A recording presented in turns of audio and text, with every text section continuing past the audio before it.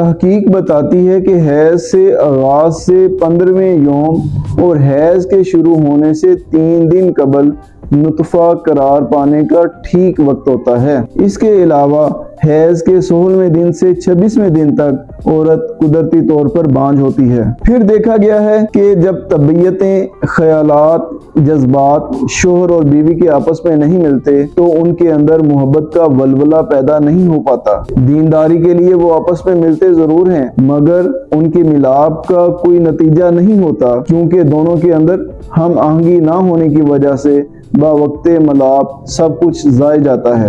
پھر مستورات میں بعض وقت خواہش نفسانی کی کمی ہوتی ہے، وہ محض شوہر کی خوشنودی کے لیے شوہر سے ملتی ہیں۔ بعض مستورات میں حد سے زیادہ خواہش نفسانی کی زیادتی ہو جاتی ہے۔ یہ ہر دو حدود نطفہ قرار پانے میں حائل ہیں اور ہر دو ہی جسمانی اور دماغی خرابی کا نتیجہ ہیں جن کا علاج ممکن ہے۔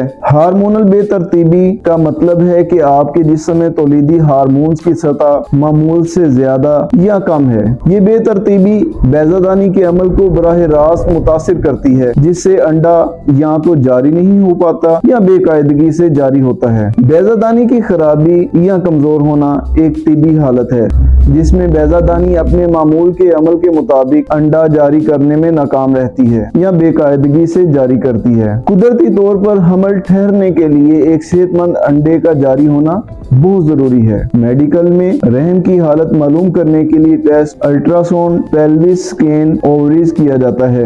نالیوں کی بندش سے مراد وہ حالت ہے جب یہ باریک نالیاں جو بیضہ دانی کو بچے دانی سے جوڑتی ہیں کسی بھی وجہ سے بند یا خراب ہو جائیں۔ میڈیکل میں نالیوں کی بندش معلوم کرنے کے لیے ٹیسٹ HSG کیا جاتا ہے۔ فائبرائڈز رحم کی دیواروں میں غیر سرطانی رسولیاں یا گلٹیاں ہوتی ہیں، یہ بہت عام ہیں اور خواتین کی ایک بڑی تعداد میں پائی جاتی ہیں۔ لیکوریا یا سیلان الرحم، خصوصاً جب سیلان الرحم غیر سوزش پیدا کرنے والی قسم کا ہو یا پھر مقدار میں اس قدر زیادہ ہو کہ انڈے رحم میں چپکتے ہی لیکوریا کے ساتھ بہہ جائیں۔ عموماً یہ غلط فہمی پائی جاتی ہے کہ عمر کا بانجھ پن سے تعلق نہیں۔ کیا آپ جانتے ہیں کہ عورت کی عمر 35 کے بعد بیضہ دانی کی صلاحیت کم ہو جاتی ہے؟ منشیات کا بے جا استعمال جنسی اعضاء کے اندر تحریک پیدا کرتا ہے اور کچھ مدت کے بعد نظام عصبی کمزور اور ڈھیلا بنا دیتا ہے۔ اس لیے وہ مائیں جن کو اولاد کی خواہش ہو شراب، قہوہ، چائے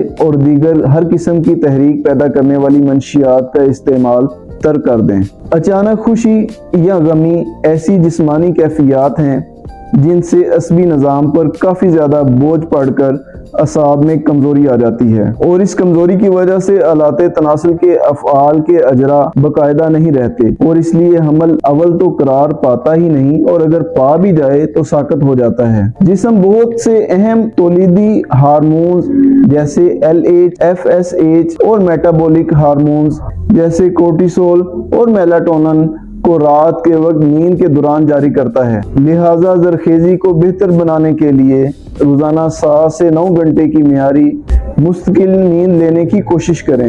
وزن میں عدم توازن سے مراد یا تو زیادہ وزن یعنی موٹاپا ہے یا پھر شدید کم وزن ہے۔ دونوں حالتیں ہارمونل نظام میں خلل ڈالتی ہیں اور حمل کے عمل کو متاثر کرتی ہیں۔